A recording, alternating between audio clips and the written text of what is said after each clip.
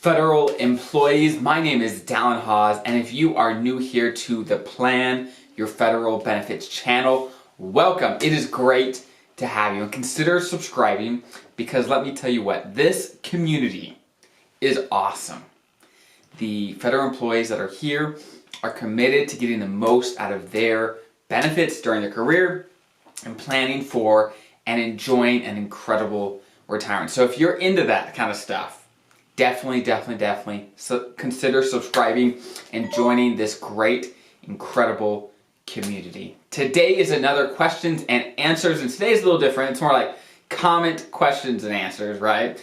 But we're going to go over some comments and things that I have gotten over the last few months because I definitely know that it will add some ideas and some value to your life. So let's jump right in. The first is more of a story / comment, not a question, but I think it is a valuable experience that one federal employee had as he retired that I think will be valuable for you as well. Okay, so he says, hey, Dallen, in your GovExec article on mortgage buydown, I write for GovExec, it's a website.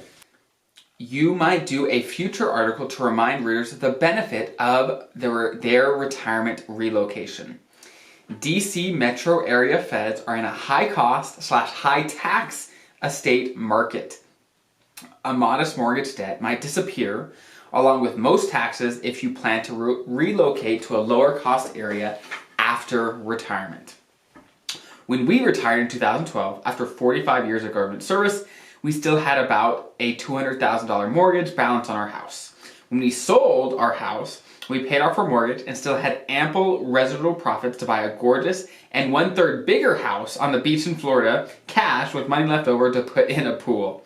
Moreover, with no state income tax and lower property tax on our post-retirement net income, our post-retirement net income actually rose by $10,000 over our work net income. Now, I think it is very important to note that this experience, this situation that this Fed had is probably on the extreme side, where he was from a very high cost, high tax area and moved to a lower cost and lower tax area. It was pretty dramatic, right? And for most federal employees, when they make moves in retirement, it probably won't be this dramatic unless you design it to be, and you're already in a very high tax, high cost area. Now, as I'm sure you already know, where you live in retirement is just not a financial decision.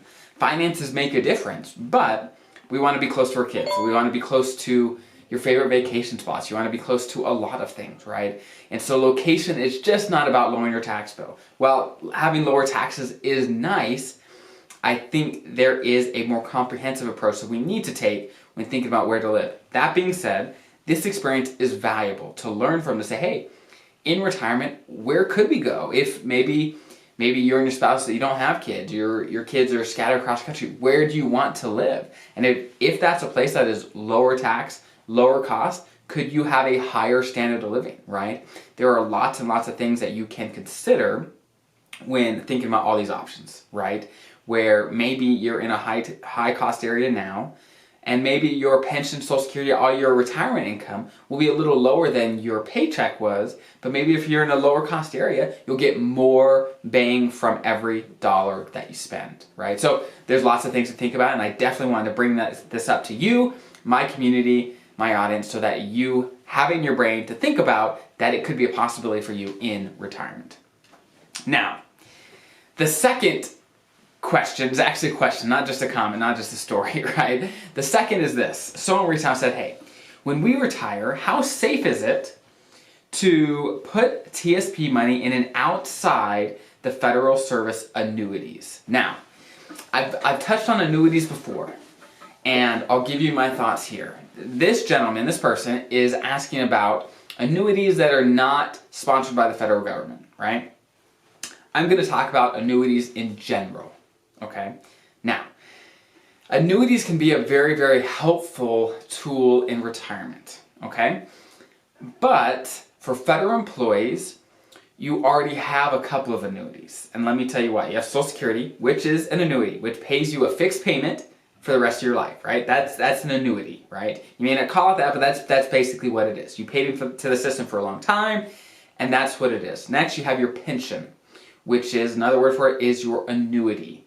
Where you retire, you get a fixed paycheck for the rest of your life. Now, these annuities, these fixed payments are super valuable because they provide a foundation of retirement income that is not going to bounce around in retirement, which is very, very good to have. Now, you do want that foundation, but you also want another piece to your retirement income, which is your investment income.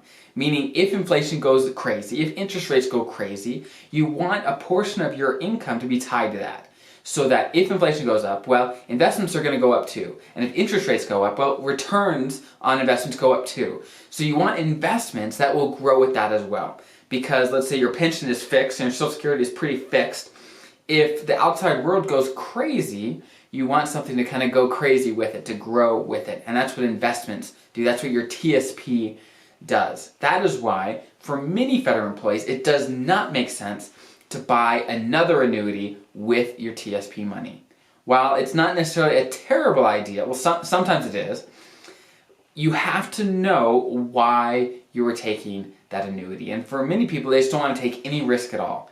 And risk is not bad inherently. When you take a little risk, you have to know what you're doing. And with the TSP, that means investing in things that might bounce around, the C fund, the S fund, things that might bounce around. And yes, there is risk in the short term, but long term, you are investing in companies, and the U.S. economy is basically what you're investing in, right? So there's risk there, yes, but there's also risk of not getting the growth that you need over time. And annuities just don't grow much over time. The fixed interest rate, the fixed growth they do offer is typically very, very low, especially now when interest rates are very, very low. So you don't want to lock in a very low rate of return for the rest of your retirement, right? At least not with all of your money. I'd be very, very careful. That is my summary for annuities. I would be very, very hesitant. Annuities are not all bad, and sometimes they are appropriate. But in my experience, for federal employees who have typically a lot of fixed income, annuities do not make sense. They do not make sense for you and your situation. Now, I'm not you. I don't know your entire situation, so definitely do some research so you figure out what makes sense for you. So, those are the 2 questions/comments for this week. If you have any questions or good stories that you think would be helpful for the community, reach out in the comments below, and I will definitely try to share as much as I possibly can.